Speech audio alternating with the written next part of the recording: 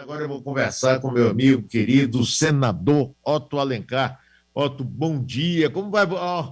Que fisionomia boa. É bom começar assim o dia, esse riso, essa simpatia. Grande querido Otto, como vai você, meu amigo? Bem, Mário, eu quero agradecer a oportunidade a você, a toda a equipe da Metrópole. Estamos vivendo esse momento difícil, né, dessa crise sanitária, sem precedentes na história do mundo e do Brasil também, procurando ajudar dentro das possibilidades lá no Senado Federal. Mas me coloco à sua inteira disposição. Otto, vamos começar assim, vendo nacionalmente, não é? Nós estamos nessa crise e o Brasil está sendo olhado, inclusive, como um perigo, uma bomba, não é? Porque, como nós não conseguimos controlar minimamente a expansão do Covid, ele vai se modificando, adquirindo novas cepas mais perigosas e passa a ser transmitido para o mundo todo. E o mundo está olhando o Brasil hoje assim: olha, isso é uma bomba atômica aqui que está sendo gestada lá. E aí, outro, como é que você, inclusive, além de ser senador, político, extremamente competente, você é médico? Como é que você vê esse negócio aí para a gente? Mário, permita-me que deixe aqui o meu respeito, a minha consideração e possa valorizar muito o Dia Internacional das Mulheres. Acho até que nessa crise sanitária, nessa pandemia, elas tiveram uma sobrecarga muito grande, né, de trabalho, inclusive doméstico, aquelas que têm trabalho e são provedoras da família, tiveram muitas dificuldades. Você imagine, Mário, perder a creche, sem as aulas, a sobrecarga dentro de casa é muito grande. Portanto, eu quero deixar aqui as minhas sinceras considerações a respeito de valorização à atuação da mulher na Bahia e no Brasil.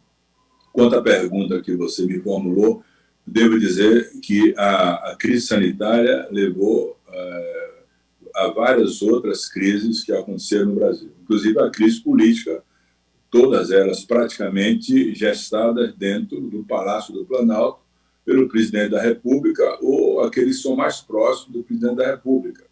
Você vê a crise com a China, ela foi desencadeada por uma declaração inconsequente do seu filho, deputado federal, Eduardo Bolsonaro. Por mais esforço que tenha feito o Congresso Nacional, e fez muito esforço para ajudar nessa crise desde o ano passado, todos os projetos importantes foram encaminhados através do Senado Federal. Tanto aquele projeto do orçamento da guerra, que possibilitou o Banco Central colocar 500 bilhões de reais no mercado interno, socorrendo empresas de grande porte, pequeno porte, médio porte, como também de socorro de estados e municípios. Mas, apesar do esforço do Congresso, e devo dizer a você que o ministro Paulo Guedes, por mais que ele se esforce, ele é permanentemente atrapalhado pelo presidente da República. E isso gera essa situação que nós estamos vivendo agora. Realmente, a posição do Brasil quanto à pandemia é uma posição delicada, até porque os outros países do mundo começam a controlar a doença pela única saída que tem para controlar, essa é uma virose como outra qualquer. Só é redutível por vacina, por vacinação. Você vê, os Estados Unidos já teve uma queda dos casos, né? Aqui no Brasil, lá em São Paulo, com a vacinação dos idosos, já tem uma estatística, caiu 75% no internamento, e os outros países do mundo, da mesma forma, começam a fazer a sua vacinação. E o Brasil está bem atrás da fila dos países que vão receber a vacina. Ano passado, Mário, no dia 25 de maio, eu tenho aqui o discurso, tem um encaminhamento que fiz para o ministro da Saúde, consequentemente para o presidente da República, pedindo que eles começassem logo a assinar o convênio de cooperação técnica com esses laboratórios todos que estavam produzindo a vacina. Ou seja, mandava o recurso para esse laboratório e recebia já em dezembro, janeiro, a vacina pronta para começar a vacinação. Mas o governo assim não fez. Eu nunca vi na minha vida tanto curioso dar receita para o povo brasileiro. Aí deu receita o general Pazuello, deu receita o presidente da República de hidroxicloroquina, de anita, de uma série de medicamentos que não tem nenhuma condição de resolver a doença.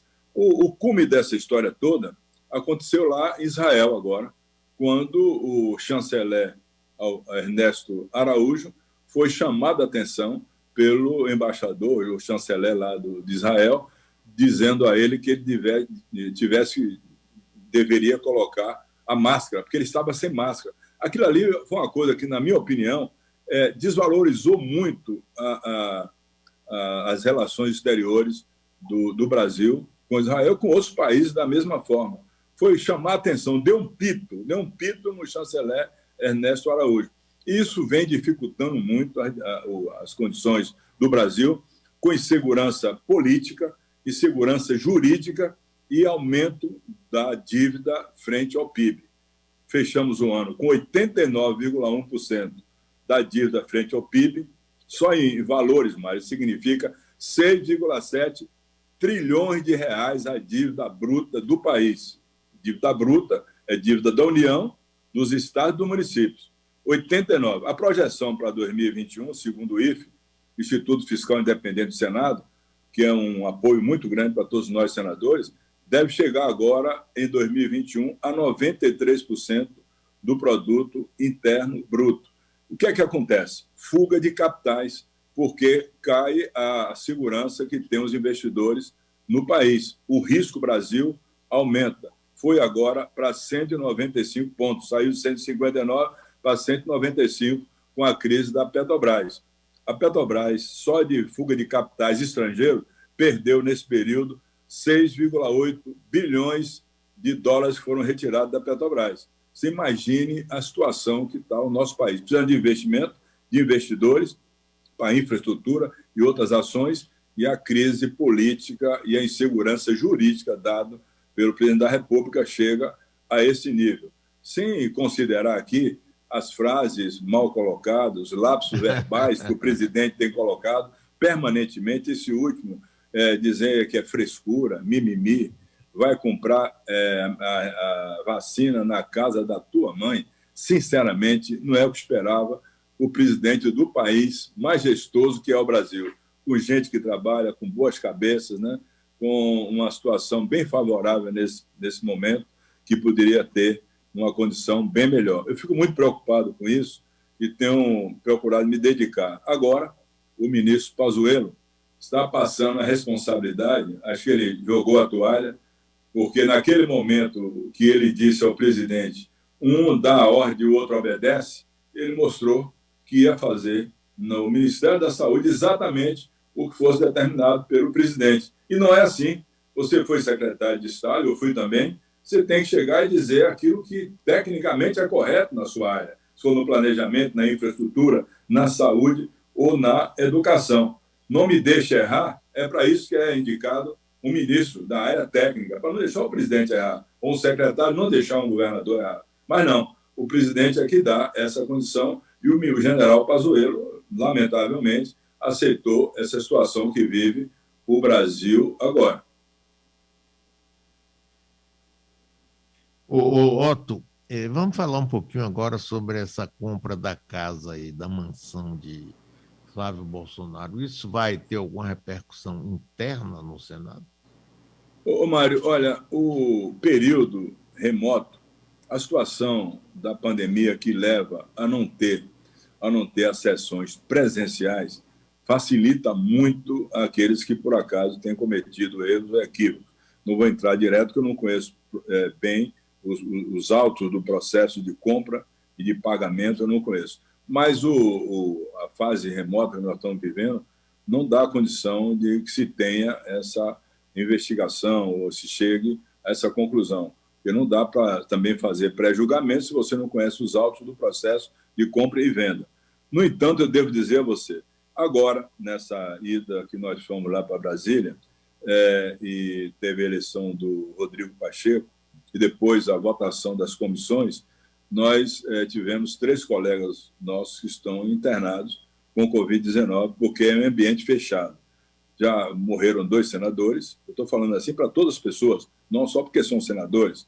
Tanto qualquer pessoa simples, comum, qualquer cidadão comum em ambiente fechado, ele corre muito risco de ter a doença. Agora nós tivemos 3, então estamos com 3 senadores infectados, o Lazeres, do Rio Grande do Sul, o Major Olímpio de São Paulo, e o Alessandro Vieira, do Sergipe, já perdemos 2, o Haroldo Oliveira e o Zé Maranhão. Isso impede que tenha sessões presenciais. Mas, se o Congresso está funcionando na presencial, já tinha se investigado muita coisa. Inclusive, já tinha se instalado até essa CPI da Covid-19, que tem assinatura suficiente, mas não pode ser instalada porque não há como fazer presencial, fazer oitivas, fazer audiência pública, convidar pessoas para o Senado Federal, porque um ambiente fechado, sem circulação do ar, se alguém contaminado dá um espirro, contamina várias pessoas.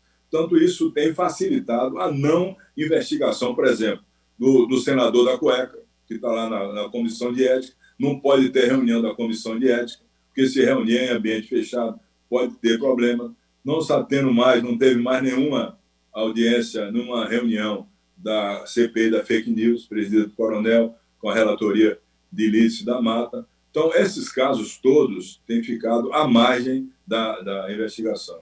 Nesse caso último, o que eu posso dizer a você que não foi um momento adequado à aquisição de uma casa numa crise como essa, né, ele sendo filho do presidente da República, mas não quero aqui dizer que foi erro ou não, porque eu não tenho como dar uma decisão ou chegar a uma conclusão que seja ela uma conclusão justa, correta e verdadeira. Até agora, esse fim de semana eu fiquei impressionado com o seguinte: o Paraguai, com toda a pandemia e situação parecida com a nossa, o governo sendo incompetente absolutamente, foi para a rua, o povo foi para a rua mesmo, quebrou o cacete lá e o presidente foi obrigado a trocar os ministros e o presidente continua ameaçado. Aqui no Brasil a gente não vê nada, a gente vê todo dia o presidente nos afrontando, deixando, deixe de mimimi, você está chorando, pare com o seu choro. Quer dizer, 260 mil brasileiras e brasileiros mortos, e você fica um negócio de tá com mimimi, um cacete. Sim, ó, por que o povo aqui, você acha, não vai para as ruas? Lá também tem pandemia. Olha, eu não sei assim, qual a condição lá do presidente do Paraguai. Aqui no Brasil, essas medidas todas restritivas, que são altamente necessárias, eu quero dizer que eu concordo plenamente com a posição do governador Rui Costa e do prefeito de Salvador, Bruno Reis, todos os prefeitos aqui da região metropolitana e da Bahia. Embora, Mário, cada caso no município é um caso. Tem município, por exemplo, no interior da Bahia, que eu tenho informações, sem registrar praticamente nenhum caso. A Bahia tem 417 municípios. Cada município tem a sua realidade. Nós temos muitos municípios aqui com 5 mil, 6 mil habitantes, 8 mil habitantes, e é mais fácil controlar uma doença numa população menor do que uma população maior. Então, essas medidas restritivas não dão condição de se correr o risco. Lá no Paraguai, não sei por que se surgiu tanta população. Aqui tem motivos suficientes para isso, pela posição negacionista do presidente Bolsonaro, pela posição que ele tomou de não querer comprar vacina, não usar máscara, diagnosticar como gripezinha, resfriadinho, uma doença tão grave como essa. Nós estamos agora completando 11 milhões de brasileiros infectados. Eu me lembro, Mário, que lá no início, alguns desses novos doutores, né, que não passou no banco da escola de medicina, que são apenas curiosos, eles disseram o seguinte: vai haver imunidade de rebanho. Como tem uma imunidade de rebanho com 11 milhões de infectados num país de 215 milhões de pessoas? Não há a menor condição. Todas essas propostas foram propostas feitas por pessoas que não entendem. Tem que ouvir a ciência de forma correta, científica, para chegar a uma conclusão e fazer aquilo que é importante para o povo brasileiro. Eu creio que esse momento agora, você viu, o ano passado, quando eu adverti o presidente da República, também e o ministro da Saúde, para a compra das vacinas, eu me lembro, e agora o noticiário dá, de que a Pfizer ofereceu 70 milhões de vacinas ao Brasil em agosto do ano passado e o Brasil recusou. Por que recusou naquela época? Porque tinha essa ideia toda errada e controversa de que hidroxicloroquina era medicação. O presidente pegou a caixinha e ficou fazendo propaganda de hidroxicloroquina. Você imagine fazer uma receita, um capitão reformado do Exército, presidente da República, fazer uma receita para o povo brasileiro, sem nenhuma consciência científica, né? nem sem ouvir aqueles que têm a capacidade de tratar uma doença tão grave como essa. Então, aqui no Brasil, essas medidas todas fazem com que a população não vá correr o risco de sair às ruas pedindo providências ou modificações. Você não acredita em tratamento precoce? Você acredita? Não existe tratamento precoce para virose, mas vem cá, tem remédio precoce para sarampo? Não, só tem vacina. Tem para H1N1? Não, é virose, só tem vacina. Tem para varíola? Não, só tem vacina.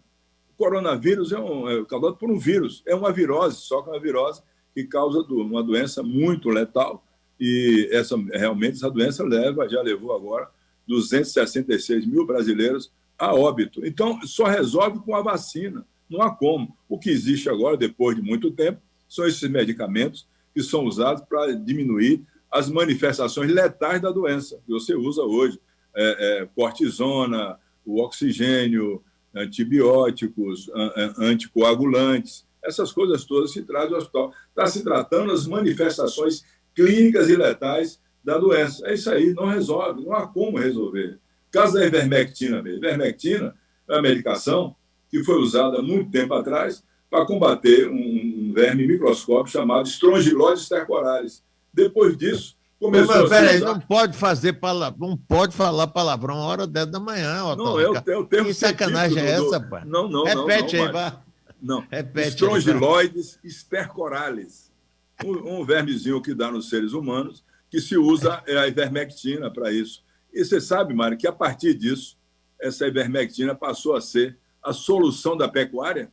Hoje é usada a ivermectina nos bovinos para não deixar que o carrapato, piolho, berne, essas coisas todas, possa atacar o boi. Se usa agora, e de uma forma, inclusive, de reabsorção lenta, que dá durante 4 meses sem problema nenhum.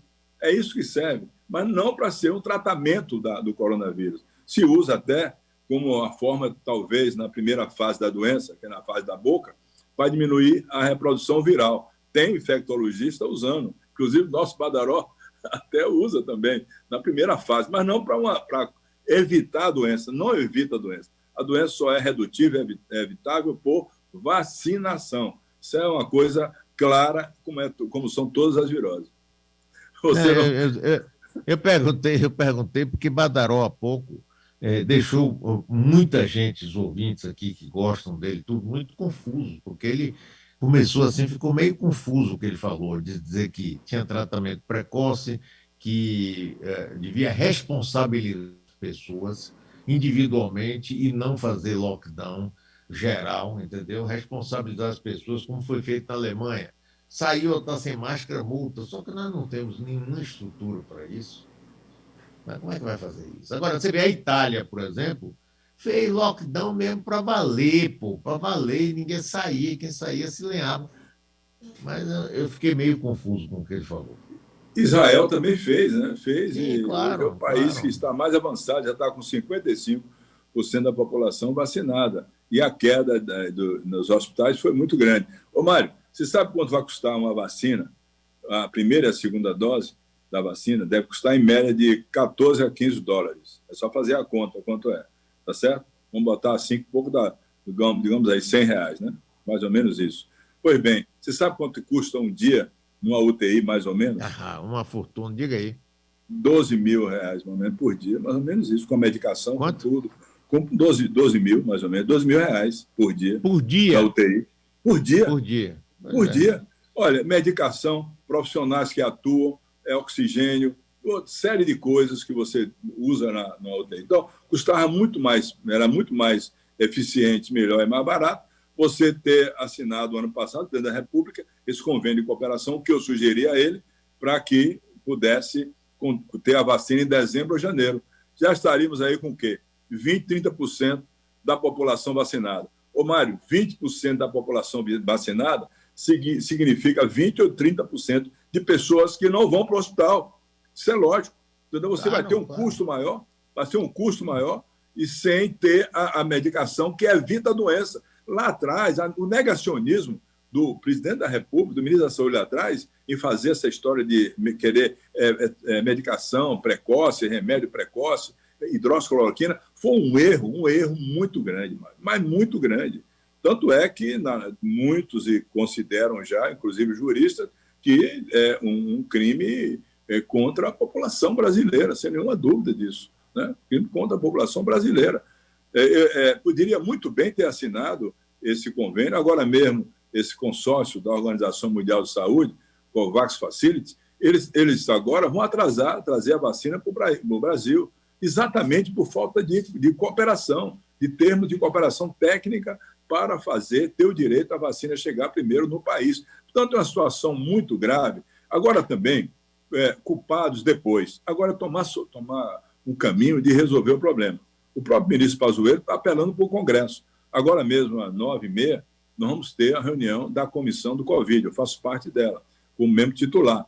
O presidente vai abrir às 9h30 e nós vamos ter essa discussão, inclusive convidar os técnicos da Anvisa, o próprio ministro, o primeiro secretário da Saúde, secretário executivo, para discutir essa questão e chegar a uma solução. Isso por via remota, claro, porque não dá para fazer presencial. Portanto, é um momento que todos devem se envolver. E devo dizer a você que essa reunião agora dos governadores, para ter o comando disso, eu acho correto. Já que a União, através do presidente da República e do ministro, não tomaram a posição correta, o caminho correto de resolver, os governadores devem se associar, sim. Agora mesmo está aí na imprensa uma fila de pacientes no Rio Grande do Sul, que é um estado que tem desenvolvimento econômico e social até mais avançado, sem ter leito hospitalar, querendo transferir dos doentes de Porto Alegre para outros estados. Isso porque não houve essa condição correta de se fazer aquilo que era necessário fazer no tempo certo. E na medicina, Mário, é no tempo certo, em qualquer especialidade. Se é na cirurgia, tem que botar na sala e operar logo, senão morre. Se é também na vacinação, vacinar logo a população. Quantas campanhas de vacinação foram feitas no país e hoje muitas doenças que lesavam a saúde dos brasileiros estão em silêncio epidemiológico. Você não vê um caso mais de poliomielite. De vez em quando tem um surto de sarampo aqui ou ali, mas é controlado por vacina. A varíola, o H1N1, que foi uma gripe que trouxe muitos problemas para o povo brasileiro e para o povo do mundo, da mesma forma. Então, é no tempo certo. Perdeu tempo o governo federal, perdeu o tempo o presidente da República, perdeu o tempo o ministro da Saúde de tomar decisões corretas, ouvindo a ciência. A ciência. Você, para formar em medicina, são 6 anos. E hoje, com a residência, são mais 4 anos de residência. Como é que se receita uma medicação, sendo apenas capitão reformado do Exército Brasileiro e é presidente da República? E está aqui a hidroxicloroquina para salvar o povo brasileiro. Isso levou muitas pessoas a tomar a medicação. Inclusive, tivemos, lamentavelmente, o óbito daquele médico lá de Ilhéus, o doutor Moisés, que tomou a hidroxicloroquina e foi a óbito. Por que foi? Porque a hidroxicloroquina altera os batimentos cardíacos e pode dar parada cardíaca. Otto Alencar, uma última pergunta para você. Semana passada eu falei com o nosso comum amigo Jacques Wagner e perguntei a ele na lata: você é candidato a governador? Não venha com mimimi. Ele virou e disse que era. A mesma pergunta ele faz: você é candidato a governador no próximo ano? Não adianta fazer isso. É ou não é? Não. Otto, vá, diga. Ô Mário, é natural que o Partido dos Trabalhadores, tendo o governador Rui Costa como um dos seus filiados, e tenham muitos deputados federais, estaduais, prefeitos, possa lançar a candidatura do Wagner e ele aceitar a candidatura. É o caso do meu partido, o PSD. Nós temos também 10 deputados estaduais, 6 federais, vários prefeitos. Toda hora eu lanço meu nome a candidato a governador. Posso ser candidato a governador ou não. Depende das circunstâncias de 2022, em março. Agora, devo dizer a você que presidente de um partido e líder desse partido, como sou, eu devo antes ouvir aqueles que estão ao meu lado, deputados estaduais e federais. Se for bom para quem vai ser candidato comigo, porque eu não posso tomar uma decisão singular, eu tenho que tomar uma decisão no plural. É bom para todos que vão me seguir? Será bom para todos os deputados federais, candidatos a deputados federais, candidatos a estaduais e aqueles que já têm mandato? É bom, vamos fazer aliança. Eu toparei qualquer missão que me for concedida por eles. Mas agora é muito precoce dentro dessa pandemia. Até o próprio Wagner disse isso, que aceitaria o cargo, mas não é bom discutir isso agora, porque discutir isso agora é extemporâneo, é fora de tempo, é intempestivo. Sim, claro. Discutir uma situação dessa natureza. Você vê o governador lutando para controlar a pandemia, se esforçando com os prefeitos, e você vai discutir política agora? Não dá. Agora, em 2022, em março, aliás, vou lhe dar a data. dia 29 de março de 2022 eu tomarei a decisão. Por que 29 de março? Porque foi o dia que eu lancei minha candidatura a deputado estadual, depois de ter sido derrotado para vice-prefeito por você em 1985. Todo dia você vem com essa conversa, que homem é esse? A ferida não cicatrizou, está aí ainda sangrando. Está sangrando. Rapaz, então, só serviu para sermos grandes amigos com você e com o Edivaldo Brito, que era o cabeça de chapa. Grandes amigos, graças a Deus eu tenho essa amizade com você, que é uma coisa que eu valorizo muito e procuro me dedicar a conservá-la sempre, porque você tem me dado as oportunidades que eu não tenho tido em outros órgãos de imprensa. A porta fica fechada, a única que se abre é a sua. Eu quero te agradecer de coração, além da amizade pessoal e admiração que eu tenho por você. Valeu, querido Otto, um abração para você, muito obrigado. Pois é, grava aí, 29 de março, 29 de março. Já está gravado, já anotei aqui, pô, 29 de 2022. Porque nessa data, quando eu me lancei candidato a deputado estadual, eu fui vitorioso, então a data é importante para mim. Imagina se eu lançar nessa data e for vitorioso, vai ser muito bom, né? Pré-munição, mano. Valeu, um abração para você. É sempre bom conversar com o Otto Alencar, conversa com riso, termina com riso.